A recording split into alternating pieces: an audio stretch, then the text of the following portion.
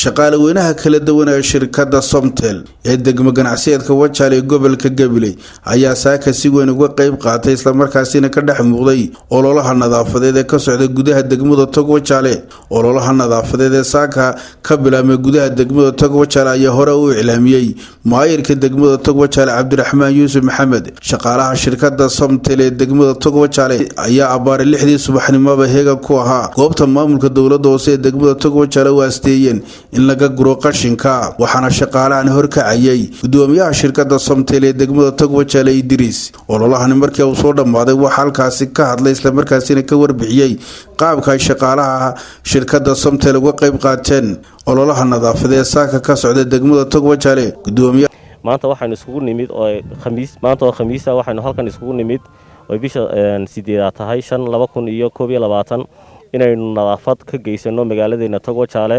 waxaynu hadda ku sugannahay godkii weynaa xashiishka laga rarayay. waxaynu u baahannahay inaynu xashiishka wax ka qabanno.